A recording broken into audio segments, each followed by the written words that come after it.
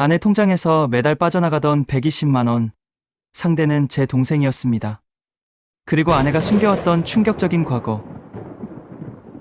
저는 결혼 6년 차 두 아이 아빠입니다.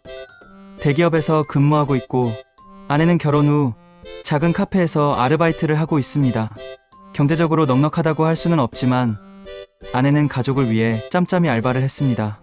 생활비는 제가 전담했고 아내 월급은 아내 개인 용돈과 아이들 간식비 정도로만 쓰는 줄 알고 있었습니다.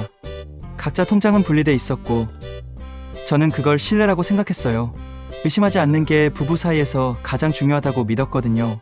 그 믿음이 이 일을 여기까지 끌고 올 줄은 몰랐습니다. 아무 생각 없이 마신 술자리에서 모든 게 시작됐습니다. 어느 금요일 밤, 동생은 몇 년째 취업 준비 중이었고 늘 말은 이렇게 했습니다. 형, 난 형한테 손 벌리고 싶지 않아. 내 문제는 내가 알아서 할게.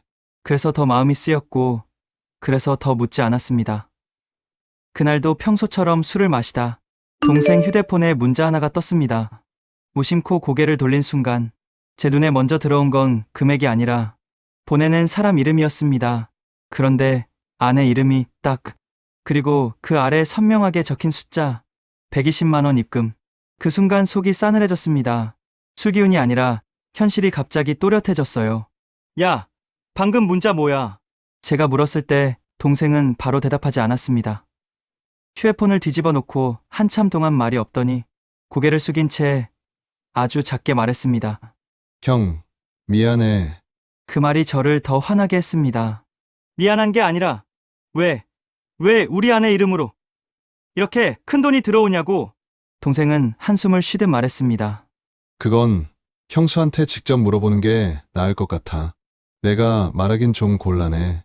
그렇게 말하더니 잔을 내려놓고 제 눈을 제대로 보지도 않은 채 자리를 떴습니다. 그 뒷모습을 보면서 이게 단순한 돈 문제가 아니라는 걸 직감했습니다. 집에 돌아와 아내를 마주봤을 때 아내는 평소와 다르지 않았습니다. 아이를 안고 조용히 방으로 들어가 불을 끄고 잠버릇처럼 등을 토닥이며 재웠고 거실로 나와서는 내일 입힐 옷을 소파 위에 가지런히 올려두고 있었습니다. 그 모습이 너무 익숙해서 오히려 숨이 막혔습니다. 마치 아무 일도 없었다는 듯 세상이 그대로 굴러가고 있는 것 같았거든요. 저는 말없이 그 모습을 보고만 있었습니다. 언제 말을 꺼내야 할지, 어떻게 꺼내야 할지 결정하지 못한 채 시간만 흐르고 있었습니다. 아내는 제 기색을 느꼈는지 뒤돌아서며 물었습니다. 오늘 술 많이 마셨어? 평소라면 괜찮아, 좀 피곤해서 그래 라고 넘겼을 텐데 그날은 입이 쉽게 떨어지지 않았습니다. 잠깐 침묵이 흐르고 저는 최대한 아무렇지 않은 척 조용히 물었습니다. 여보, 동생한테 돈 보냈어? 말을 던지고 나서 후회가 밀려왔습니다. 이 질문 하나로 지금까지의 모든 게 되돌릴 수 없게 될 것 같아서요. 아내는 제 말을 듣자마자 손에 들고 있던 옷을 천천히 내려놓았습니다. 그리고 아주 잠깐 정말 눈 깜빡일 사이만큼 제 눈을 피했습니다. 그 짧은 순간이 이상하게도 너무 길게 느껴졌습니다. 그때 저는 알았습니다. 아직 아무 말도 하지 않았지만 이미 대답은 끝났다는 거요. 아내는 한참 동안 아무 말도 하지 못한 채 제 앞에 서 있었습니다. 삭막한 거실 공기에 시계 초침 소리가 유난히 크게 느껴졌습니다. 저는 그 침묵 속에서 차라리 부정해주길 바랐습니다. 화라도 내고 억울하다고 소리라도 쳐주길 바랐어요. 그랬다면 이 상황을 다른 쪽으로 돌릴 수 있었을지도 모르니까요. 하지만 아내는 아무 말도 하지 않았고 그 침묵이 제가 듣게 될 모든 이야기를 미리 말해주고 있었습니다. 그때 저는 확신했습니다. 이제부터 듣게 될 건 제가 알고 있던 아내의 이야기가 아니라 전혀 다른 사람의 인생이라는 거요. 인연을 숨길 수 있었던 이유. 아내는 한동안 아무 말도 하지 않았습니다. 소파 끝에 앉아 두 손을 가지런히 모은 채 고개를 숙이고 있었습니다. 제가 다시 물었습니다. 언제부터야? 아내는 숨을 깊게 들이마시고는 조용히 말했습니다. 거의 2년쯤 됐어. 그 숫자를 듣는 순간 가슴이 철렁 내려앉았습니다. 한두 달도 아니고 2년이라는 시간 동안 나는 대체 뭘 하고 있었나? 그 생각부터 들더군요. 왜 몰랐을까? 아니, 어떻게 몰랐을까? 아내는 제 표정을 보더니 마치 준비해온 설명처럼 천천히 말을 이었습니다. 생활비 통장 말고 내 월급 통장에서만 보냈어. 당신이 쓰는 카드랑은 아예 겹치지 않게. 어떤 날은 계좌로 보냈고, 어떤 날은 직접 만나서 현금으로 줬어. 아내의 말은 하나하나 다 현실적이어서 더 숨이 막혔습니다. 곰곰이 생각해보니 맞는 말이었습니다. 저는 아내 개인 통장을 들여다본 적이 없었습니다. 월급이 얼마 들어오는지도 정확히 몰랐고, 어디에 쓰는지도 묻지 않았습니다. 그걸 배려라고 생각했고, 신뢰라고 믿었습니다. 아내가 가계부를 정리해두면 대충 한번 훑어보고 수고했다는 말만 했지, 항목 하나하나를 캐묻지 않았습니다. 아내는 말을 이어갔습니다. 당신은 내가 돈 관리하는 거 믿어줬잖아. 그래서 더 말 못했어. 그 말이 이상하게도 변명처럼 들리지 않았습니다. 오히려 제가 너무 안일했던 건 아닐까. 그 생각이 먼저 들었습니다. 저는 회사 일에 지쳐 집에 오면 아이들 얼굴 보고 씻고 잠들기 바빴고, 아내가 어떤 고민을 안고 있는지, 어떤 선택을 하고 있는지 깊이 들여다보지 않았습니다. 아내는 고개를 들지 못한 채 작게 말했습니다. 처음엔 한 번만 도와주면 끝날 줄 알았어. 그 다음 달엔 이번 달만 넘기면 된다고 생각했고, 그러다 보니 말할 타이밍을 계속 놓쳤어. 말할수록 상황이 더 커질 것 같았고, 당신이 알게 되면 돌아올 수 없을 것 같았어. 그 말을 듣는 순간 저는 깨달았습니다.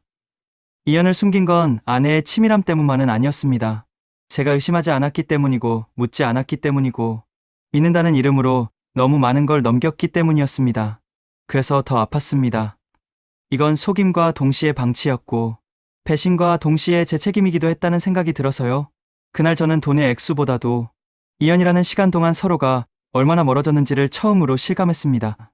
아내는 잠시 말을 멈췄다가 조심스럽게 이야기를 꺼냈습니다. 처음엔 정말 별일 아니었어. 아내의 목소리는 설명이라기보다는 변명에 가까웠습니다. 그만큼 이 이야기를 수없이 되뇌어온 사람의 목소리였습니다. 처음 연락이 온 건 동생이 취업 준비를 하던 시기였다고 했습니다. 학원비가 밀렸고 생활비가 조금 부족하다며 아내에게 연락을 했다고 합니다. 형한테는 말하지 말아달라고 했어. 괜히 형이 나 때문에 더 부담되게 하고 싶지 않고 실망시키고 싶지 않다고. 그 말이 아내 마음을 흔들었다고 했습니다. 저에게 직접 말하지 않고 아내에게 먼저 손을 내민 이유가 어쩐지 이해되기도 했다고 하더군요. 아내는 말했습니다. 그때는 진짜 한 번만 도와주면 끝날 줄 알았어. 그래도 돈 관계는 얽히고 싶지 않아 처음엔 거절했어. 그런데 동생이 형수는 가족이잖아요. 이거 진짜 처음이자 마지막이에요. 아내는 그 말을 믿었습니다.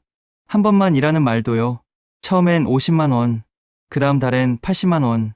그러다 어느 순간 동생이 이렇게 말했다고 합니다. 형수, 학원비랑 생활비가 매달 비슷해서 차라리 정기적으로 주는 게 편할 것 같아요. 그때부터 120만 원 고정 송금이 시작됐습니다. 아내는 이렇게 생각했답니다. 몇 달만 버티면 취업하겠지. 그럼 다 정리되겠지. 그런데 취업은 계속 미뤄졌고 동생의 요구는 점점 당당해졌습니다. 아내는 그때 상황을 아직도 또렷이 기억하고 있었습니다. 메시지 하나, 조심스러운 말투, 그리고 마지막에 붙은 이번 달만 일하는 말. 아내는 그 말에 괜히 마음이 약해졌다고 했습니다.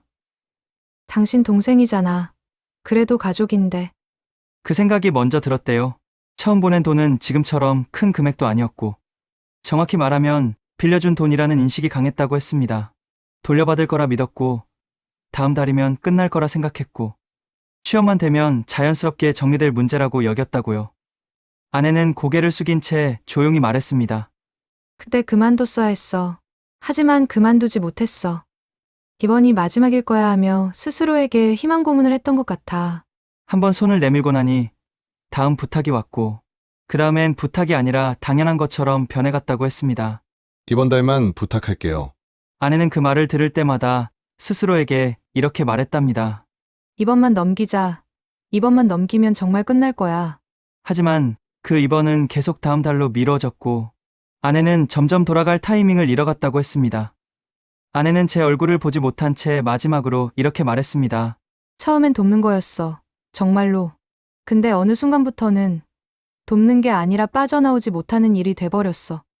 아내가 거절을 잘 못하는 성격인 걸 알고 있었지만 정말 답답했습니다. 그런 행동을 한 동생도 괘씸했고요. 그런데 뭔가 풀리지 않는 매듭처럼 마음 한구석이 찜찜했어요. 며칠을 고민하던 아내의 고백. 그날 이후로 아내는 며칠 동안 거의 말을 하지 않았습니다. 아이들 앞에서는 평소처럼 웃었지만 아이들이 잠들고 나면 말수가 눈에 띄게 줄었습니다. 밤에 불을 끄고 누우면 아내는 등을 돌린 채 한참 동안 잠들지 못했고 가끔은 조용히 숨을 고르는 소리가 들렸습니다. 그게 우는 건지 그냥 숨을 고르는 건지 분간이 안 될 만큼 아주 미세한 소리였습니다. 저도 묻지 않았습니다. 웃는 순간 되돌릴 수 없을 것 같아서요. 그리고 며칠 뒤 아내가 먼저 말을 꺼냈습니다. 이제 나 좀 후련해지고 싶어. 아내는 제 얼굴을 똑바로 보지 못한 채 천천히 말을 이었습니다. 지금까지 계속 조마조마했어. 언제 들킬지 몰라서 항상 긴장한 채로 살았어. 이제는 이 억눌린 감정에서 벗어나고 싶어. 솔직하게 다 말할게. 그리고 당신 선택을 기다릴게. 그 말이 이상하게도 사과처럼 들리지 않았습니다. 마치 판결을 기다리는 사람처럼 담담하면서도 모든 걸 내려놓은 목소리였습니다. 아내가 숨겨왔던 과거. 아내는 잠시 말을 멈췄다가 조심스럽게 입을 열었습니다. 결혼 전에 짧게 동거를 한 적이 있어. 그 말을 듣는 순간 머리가 멍해졌습니다. 아내는 계속 말을 이어갔습니다. 그때는 지금처럼 안정된 삶을 상상도 못했어. 좋아하는 사람과 같이 살았고 아이도 생겼어. 하지만 아주 초기에 유산을 했고 그 일은 내 인생에서 가장 숨기고 싶은 기억이 됐어. 아내는 그 일을 누구에게도 말하지 않았고 저 역시 전혀 알지 못했습니다. 아내는 고개를 숙인 채 말했습니다. 당신을 만나고 결혼 얘기가 나오면서 그 과거를 말할 용기가 없었어. 첫눈에 내 이상형을 만나 사랑하게 되었고 바라면 당신이 나를 다르게 볼 것 같았고 이 결혼 자체가 없어질까봐 너무 무서웠어. 그 말이 이해가 되면서도 가슴 한쪽이 텅 비는 느낌이 들었습니다. 말하지 않는 협박, 침묵의 대가. 아내는 그 과거를 알고 있는 사람이 거의 없었다고 했습니다. 그런데 과거 남친의 지인이 바로 제 동생이었다고 했습니다. 동생도 상견례 때 알게 됐지만 아내의 눈물 어린 호소로 눈 감아줬다고요. 처음엔 동생도 돈에 대한 아무 말 하지 않았다고 합니다. 하지만 취업이 계속 안 되고 생활이 점점 막막해지면서 이런 말을 했다고 합니다. 형은 아직 모르지. 형이 알면 형수 결혼 못했을 수도 있겠다. 동거의 애까지 거기에 유산이라니. 우리 부모님 아시면 어휴 생각하기도 싫다. 아내는 그 말을 들었을 때 온몸이 얼어붙는 느낌이었다고 했습니다. 협박처럼 말한 것도 아니고 돈을 달라고 직접 말한 것도 아니었지만 그 한 문장이 아내를 완전히 묶어버렸다고 했습니다. 아내는 말했습니다. 그때부터는 거절이라는 선택지가 내 머릿속에 없었어. 바라면 모든 게 무너질 것 같았고 침묵하면 적어도 지금의 삶은 지킬 수 있을 것 같았어. 그래서 돈을 주는 쪽을 선택했어. 그 선택이 이렇게까지 될 줄은 나도 몰랐어. 그건 협박이라기보다는 서로가 알고 있는 비밀로 묶인 관계였습니다. 아무도 소리 내어 말하지 않았지만 침묵의 대가는 계속 쌓여가고 있었습니다. 돈보다 더 무너진 것. 동생은 그 돈으로 원룸으로 옮겼고 생활비로 충당하며 생활을 이어갔습니다. 그 사실을 알았을 때 이상하게도 돈 생각은 먼저 들지 않았습니다. 대신 사람에 대한 믿음이 한꺼번에 무너졌습니다. 아내는 제 삶의 동반자였고 동생은 제가 지켜야 할 가족이었는데 그 둘이 제가 모르는 곳에서 2년 동안 하나의 비밀로 묶여 있었다는 사실이 가장 견디기 힘들었습니다. 저는 그 사이에서 완전히 배제된 사람이었습니다. 아내도 동생도 저를 보호한다고 말했지만 결국 저 혼자만 아무것도 모른 채 이 결혼을 살아오고 있었습니다. 지금 저는 선택 앞에 서 있습니다. 아내는 말합니다. 과거는 과거고 지금은 당신만 사랑한다고. 동생은 말합니다. 형이 알았으면 이 결혼은 처음부터 없었을 거라고. 저는 그 두 말 사이에서 어느 쪽도 쉽게 선택할 수 없습니다. 이건 돈의 문제가 아니라 속임의 문제이고 과거의 문제가 아니라 알 권리를 빼앗긴 문제이기 때문입니다. 여러분이라면 이 상황에서 어떤 선택을 하시겠습니까? 아내의 침묵을 이해로 받아들일 수 있을까요? 아니면 진실을 말하지 않은 순간 이미 신뢰는 끝났다고 보시겠습니까? 저는 아직 답을 찾지 못한 채 이 선택 앞에 그대로 서 있습니다. 여러분이라면 이 상황에서 아내와 동생을 용서할 수 있겠습니까?